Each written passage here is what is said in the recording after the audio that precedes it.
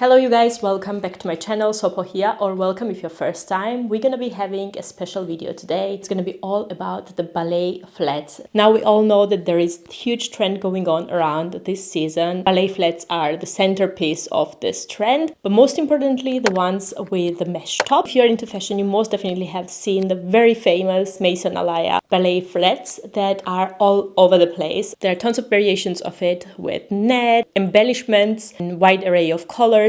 But apart from that, there are lots of other high-end designers that jumped on this trend, like Chistopher Esber. I love their take on this trend. Bottega Veneta, that has their signature chain incorporated into the design of this ballet flats, or Row, that is also very similar to the Chistopher Esber version of sock-like meshed ballet flats. Probably I won't even be able to count all the designers that have created their own versions of this trend. Unless money is not a topic for you, it's really difficult to invest into the designer shoes, especially when they are like seasonal trendy piece. But that doesn't mean that we don't want to enjoy the trend while it lasts. Exactly because of that, I skimmed through internet to see what affordable and mid-priced alternatives were out there. And you're gonna be surprised, there were quite interesting pairs. Here you can see that I have quite some boxes with me. Two of them came from Poininga and two of them were ordered on Zalando. Now, obviously, there were lots of options out there from COS, from other stores, from Zara, from Mango, from Massimo Dutti, and less known brands like Khaite, from Reformation, from Kennel and Schmenger, from Loeffler, Randall. Of course, I could not get all of them. So I tried to sort of cover variations that I found interesting and order them with an intention of keeping one or two. The very first pair that we're going to be starting with is from Mango. I went with this pair and I'm going to explain myself in a minute. Here we have this round toe simple ballet flats, which have this crochet material on the top, and then you have this elasticated band. The toe cap area comes quite high, but because of the crochet detail, it is quite see-through, as you can see. Now, this one stood out from the other ones because this was the only one that they had with this crochet. Now, with some upcoming, that can be a very playful detail. Also, if you've been on this channel quite a bit now, you know that my heart lies with such, like modern take on a ballet flats that have this crossover sort of strap situation going on, sort of like Mary Jane type of shoes. This one retailed for 99 euros. It looks very pretty. Let's see how it feels on the feet, because the crochet shoes often can slide off the feet and can be quite uncomfortable. The second pair that we have is from Massimo. This one comes with a little dust bag. Now, I don't know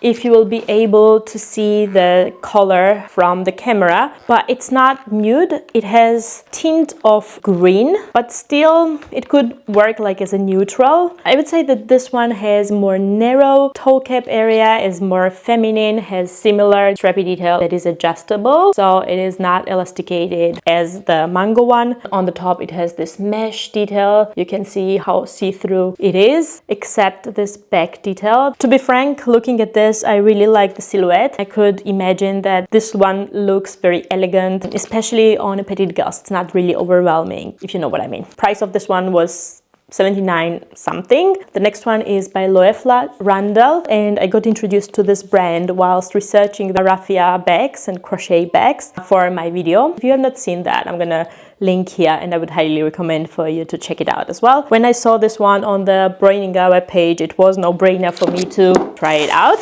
This is another mesh ballerina in black color, and the only difference with the Massimo Dutti one is that this one doesn't have strap, but instead it has this little bow detail, and the toe cup area comes quite up high. In the back we still have this detail that sort of protects the heel, I would say, and is for the stability of the shoe. But rather than that, I cannot really say much. To be frank, I'm not exactly sure if the sole area is made out of leather. I would need to research that and probably put on the screen. This one is made in China, at least the sticker says so. Looking at it, I don't really see much of a quality difference, to be frank, but the price of this one was a lot higher than the Massimo Dutti one. I think it was 250 euros. I would be really curious if it feels different when putting it on or when styling. Also, the Massimo Dutti one does come also in a black color if you would want to opt for that one. And the very last pair that I have here is by Kennel and Schmenger, and I remember that this is my favorite pair of all of them. It is not really a mesh ballerina, but it is definitely inspired from the trend because we all have seen the Alaia shoes with stone details. Khaite has one with some glittering stone details, and I have been loving them, but obviously those are a lot beyond my budget. So when I saw this, I really wanted to try it, even though I am aware that there is a risk that the stones could fall off, and for the price of it, the question is if it's really worth it. But looking at it, how beautiful are these? You can see the square toe line, absolutely love it. And then we have this leather detail that is also elasticated, and then all around we have this crystal bits that sparkles so beautifully. You can definitely feel the quality with this one because it's super soft inside, so I assume it's leather lined as well. This one was the most expensive one of all of the 4 pairs that I showed you. It retailed for $299, but I'm so in love. I really hope that I will not like it on my feet so that I don't have to keep it, because it's quite a bit of money for a trendy shoe. It's a strange wish to have when ordering something, right? But let's see what we decide. So for the very first look, I went for something that I really genuinely wear as a mom almost every day in summer. I have white straight-legged jeans, which comes to ankle length so that the shoes stand out very nicely. I'm going to insert some cutouts for you to see from far away how it looks. And then I have this crop top, which is knitted in the nude color. As a handbag, I went for little Alma BB in Vernis from Louis Vuitton, which probably with the proportion and the silhouette of the shoes would match really nicely. The shoes feel very comfortable on the feet. You definitely cannot really tell that it's under €100. It doesn't really press on any area, so I would think that this would be the one that could even work without any kind of blisters. The city where I live in can be quite windy and cold, even in summer days. So for those situations, I would go for some simple overshirt. For this outfit, I would probably choose my Anin Bing shirt. In terms of color scheme, I think it goes perfectly with this outfit as well.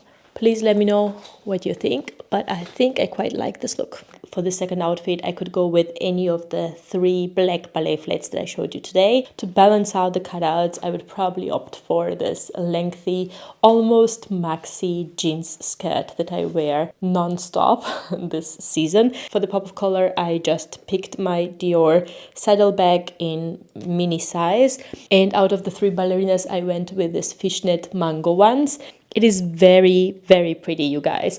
I really had a lot of hopes for this one. There is a big major but with this particular pair. I don't know if it's the wrong sizing. I went with my true size, but my feet constantly slides out of it. The sole is quite stiff, and the fishnet detail probably is not heavy enough to balance the walking act. So despite the fact that I really love it a lot and I think it looks very pretty, this is the pair that definitely will be returned on my end. You guys, I love this look.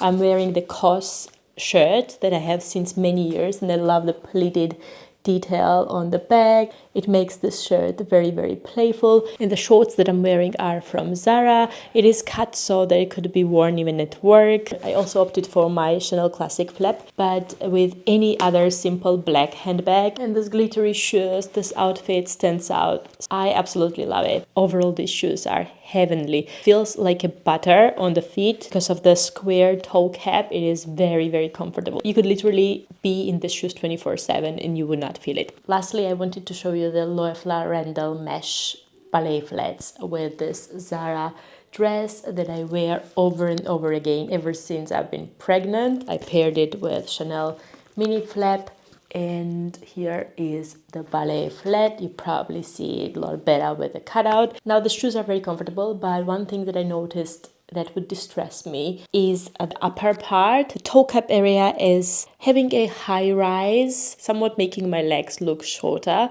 I tried this one as well with a mini skirt, and I realized that it definitely makes my legs look more stumped and short and wide. So even though it's very beautiful flats, and I can imagine it looking flattering on a lot of girls who are taller than I am, this is not the form that suits my petite itself well. This is definitely the one that I don't need to think a lot and will be going back.